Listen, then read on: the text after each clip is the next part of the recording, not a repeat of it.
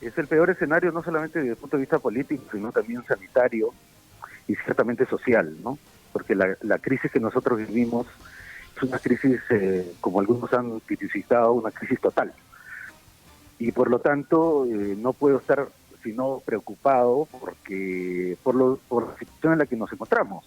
Una situación límite en la cual, como tú lo dices, carentes de un gobierno, porque no ha recibido el voto aprobatorio por parte del Congreso.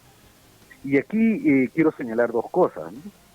En primer lugar, creo que ha habido una crítica por parte del Congreso en el sentido de que no han sentido en el Premier que les haya tomado el pulso en cuanto a sus necesidades sentidas, y el discurso probablemente no haya reflejado todo el esfuerzo que el gobierno quiere hacer en control de la epidemia.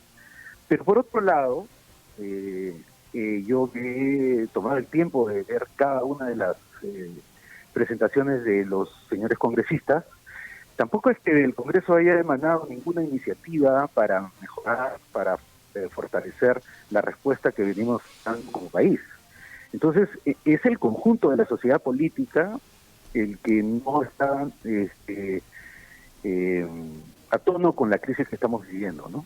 Exministro, ¿usted piensa que no se le dio la luz verde al gabinete cateriano porque en realidad las regiones en este momento están sufriendo mucho? Es decir, le faltó aterrizar el tema de regiones. Estamos viendo que están pidiendo oxígeno. Nosotros sabemos, y aquí hemos hablado con usted varias veces, de lo largo y olvidado que ha estado nuestro sistema, pero la gestión actual, su gestión, ustedes hablan de esfuerzo, pero el esfuerzo no se nota aún en algunas regiones y se notan descoordinaciones hasta en Arequipa, que es la segunda ciudad más importante del país. Entonces, las regiones necesitaban más atención por el tema de la pandemia, en vez de hacer un discurso muy largo, centrarse en dos puntos esenciales.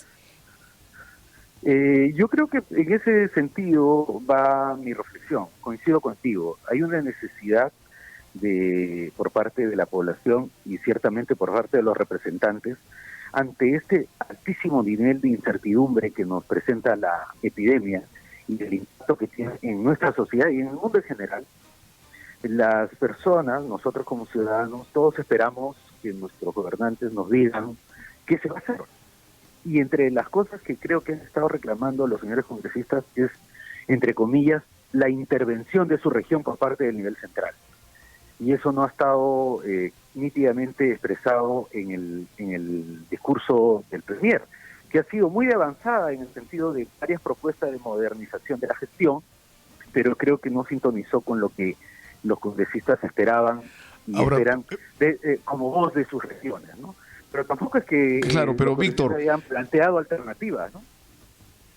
Claro, pero ha habido una sensación que yo creo en gran medida sintoniza con el sentimiento de expectativa y de decepción a la vez que ha habido con respecto al tema de la pandemia.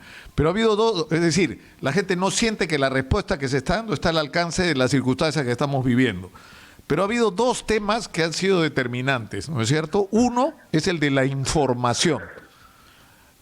Es decir, al final resulta que han muerto más del doble de las personas que tenemos oficialmente registradas por el coronavirus, para empezar, ¿no es cierto? Eso ha sido un primer. El otro ha sido el del oxígeno y de la Sauder. ¿Quién tiene la culpa de que la donación de la Sauder no haya llegado? Lo cual ha introducido, dicho sea de paso, el debate sobre minería. Pero centrémonos ahorita en el tema. ¿Por qué esta diferencia de información? Nicolás, yo he participado en varias oportunidades en tu programa y cada paso que hemos dado en abrir nuestros datos ha sido informado a los medios, dentro de los medios a ustedes. Por ejemplo, a los 10 días que yo ingresé a la gestión, formé el grupo de prospectiva. Justamente incorporé cerca de 10 profesionales externos al Ministerio de Salud para que me ayudaran en dos cosas. Lo primero, a mejorar la captura del dato, que era muy mal y sigue siendo deficitaria en el país. Y segundo, que me ayudaran en analizar los datos y hacer las proyecciones con esos datos de mala calidad. En un segundo momento, fue el 22 de mayo, en que nosotros abrimos nuestros datos a todo el Perú y a todo el mundo, a los periodistas, a los científicos sociales, a los científicos de la salud, de las universidades de todo el mundo. Fuimos uno de los pocos países, y seguimos siendo uno de los pocos países, que tiene política de datos abiertos en cuanto a COVID. Y el 4 de junio yo formé el comité de evaluación de la mortalidad en el Perú, a sabienda, con el grupo de prospectiva y con otros especialistas, que había un desfase entre el número de fallecidos con diagnóstico positivo y el número de fallecidos sin diagnóstico, que es el que ahora se pretende hacer pasar como una falta de transparencia. Y cuando todo el mundo, incluso el doctor César Cárcamo, que es uno de los más activos voceros para explicar esta diferencia, trabajó desde el día 4 de abril conmigo para justamente analizar esas brechas. En cuanto a lo de Sauer, creo que ya hemos explicado que en el caso del gobierno del Perú, nosotros hemos hecho un esfuerzo por aumentar la disponibilidad de oxígeno, y en el caso de la Sauer, prácticamente en el Estado peruano, específicamente en el Ministerio de Salud, en trámites burocráticos estuvo aproximadamente 10 días, los 31 que demoró para que ese oxígeno estuviese a disposición de los arequipeños. Porque tampoco podemos poner a disposición de nuestro pueblo un material que puede ser riesgoso para su salud. Y en un primer momento la donación así demostraba ser que no era oxígeno medicinal. Hasta que se corrigiera, no iba a ser aceptada esa donación. Se corrigió y se entregó al pueblo arequipeño. Exministro, yo creo que también el tema de la imprecisión, no sé, el tema de que no se les haya hecho caso cuando están pidiendo intervención del MINSA, y usted muy bien sabe que muchísimas regiones están pidiendo porque no saben cómo manejar la pandemia, porque si la gestión es mala a nivel nacional, a nivel de gobierno nacional, imagínese cómo es a nivel de gestiones. Eso no se tocó. Y también hubo una imprecisión que de repente ha caído muy mal en la gente, y es esto del pequeño rebrote. Y lo que nosotros estamos viviendo es un gran rebrote, o es lo que estamos sintiendo en las calles. Estamos viendo que cada uno de cada 3 peruanos puede tener el COVID. Entonces no es un pequeño, o sea, creo que se minimiza. Eso también jugó en contra. ¿Y cómo ve usted la situación? Porque en realidad a nosotros nos parece que vamos retrocediendo, y los esfuerzos que dicen haber hecho no se notan. Yo agradezco tu pregunta, porque eso aborda 2 o 3 temas que nosotros debemos afrontar desde el punto de vista de la clase política. Hacia adelante, ¿qué es lo que vamos a hacer en torno a la epidemia? ¿Qué es lo que estamos dispuestos a hacer desde el punto de vista de la distribución del poder, de la toma de decisiones? Y por el otro lado, la población también espera saber qué es lo que se va a hacer para que se detenga la diseminación de la enfermedad. Algunos ya plantearon que se vuelva a una cuarentena generalizada. Eso, por ejemplo, desde mi punto de vista, ya no es posible por una simple razón. Hay regiones de nuestro país donde la epidemia ya pasó. ¿Por qué vamos a sacrificar, por ejemplo, a Loreto a tener una cuarentena si es que ya la epidemia en Loreto no existe en la dimensión que existió al inicio de la epidemia? Sin embargo, hay otros lugares donde sí amerita reflexionar si es posible hacer una como Lima, por ejemplo.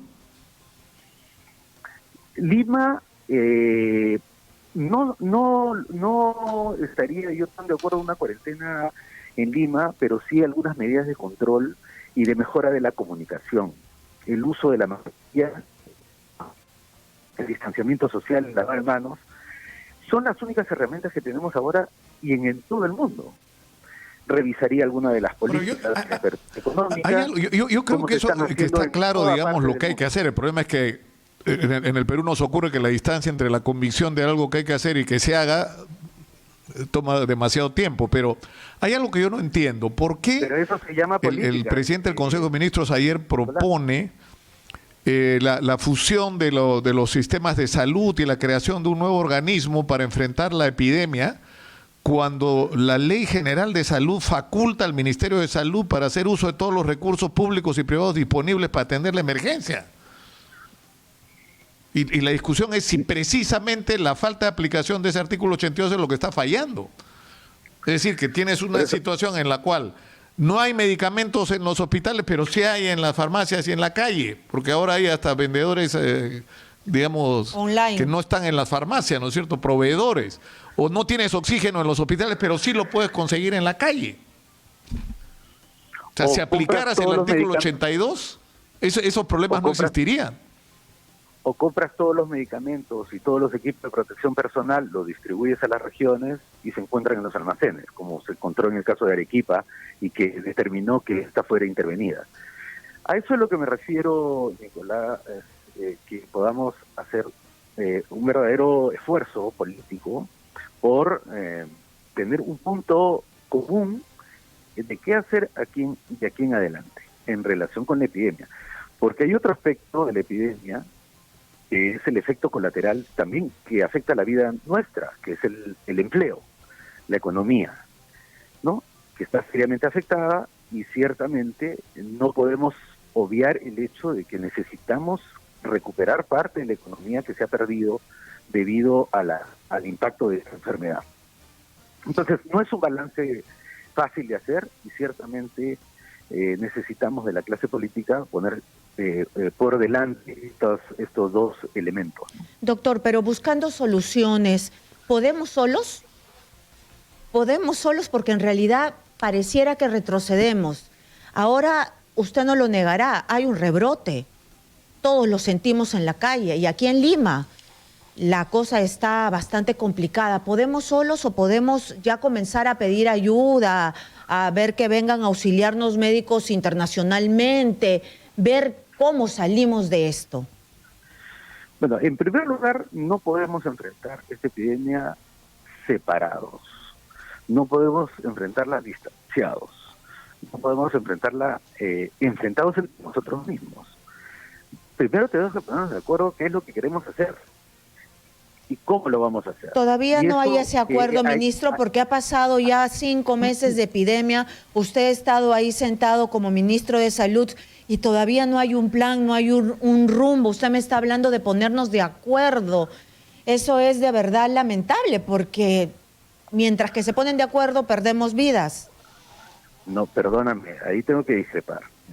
Nosotros en el gobierno tenemos un plan y que se ha venido implementando con la rapidez que permite nuestra propia situación. El aumento del número de camas, de unidades de cuidados intensivos, de movilización de recursos humanos, de compra de insumos, aunque pueda parecer que es insuficiente, nosotros hemos hecho un esfuerzo enorme por multiplicar casi por 10 o por 15 en algunos casos la cantidad de recursos disponibles para luchar contra esta enfermedad. Ese plan hay que mejorarlo, porque todo es perfectible. ¿En qué consisten esas mejoras? Por ejemplo, se señala la intervención a la región. Eso hay que discutirlo. Eso hay que discutirlo y ponernos de acuerdo. Por ejemplo, lo que usted señala, poder importar profesionales de otros lugares del mundo. Eso, aunque se dice fácil, es más complicado de lo que uno cree porque el resto del mundo también está enfrentando problemas de recursos humanos. No es fácil movilizar recursos humanos de otras partes porque la epidemia está en todo el mundo y todos los países están enfrentando dificultades para cubrir todas las necesidades de todos sus ciudadanos. A esa discusión tenemos con nosotros que abocarnos. ¿Cuál va a ser? Las mejoras al plan que estamos implementando. Ahora, ministro, me escriben los ingenieros metalúrgicos mortificados por el hecho de que ellos insisten en que la planta de Loroya podía utilizarse, la planta de Praxair, para abastecer de oxígeno por lo menos a esa región, a la región del centro. Y que lo que no ha querido, digamos, las autoridades del Ministerio de Salud y el gobierno central, es como confrontar con Praxair, ¿no es cierto? O sea, por ejemplo, había un pedido de inspección de la planta, ¿no es cierto?, que la ha asumido como propio el mismísimo cardenal, ¿no? Estimado Nicolás, yo he escuchado en muchas oportunidades la abogacía que se hace por parte de tu radio en relación con esa planta, Y la hemos escuchado, tanto la hemos escuchado, que nosotros ciertamente como médicos o como profesionales de la salud desconocemos si una planta es o no lo que dicen que es. ¿A quiénes hemos recurrido? El liderazgo del Premier Ceballos, fuimos al Colegio de Ingenieros del Perú y le pedimos al Colegio de Ingenieros del Perú que haga una evaluación independiente de si esa planta era posible utilizarla para los esfuerzos del país.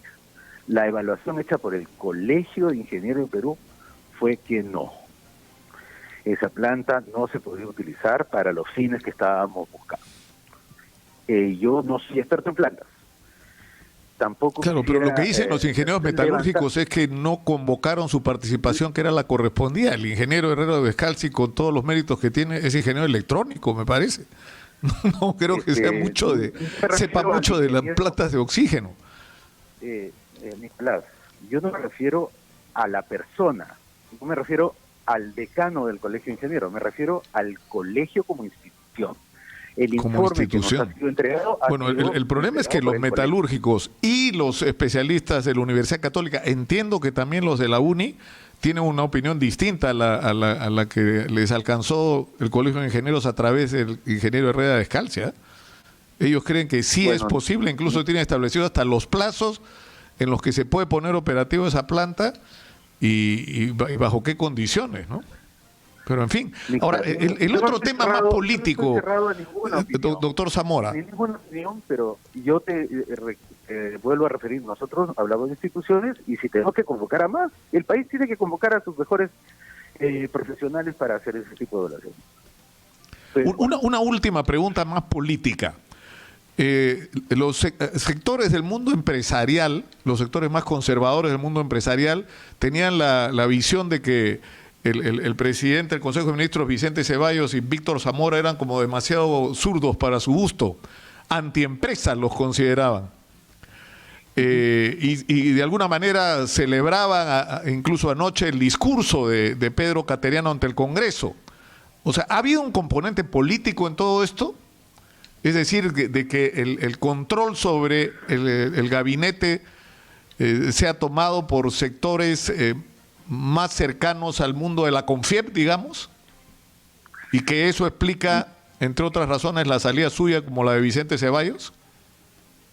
No, la salida mía se explica por un refrescamiento de todo el gabinete. Yo soy parte de 13 ministros que han dejado el gabinete anterior, incluyendo el Premier, que ha estado enfrentando esta epidemia por más de 120 días, 24/7, ciertamente muy comprometidos, con algunos aciertos y también con sus fallas. Necesitaba un refresco.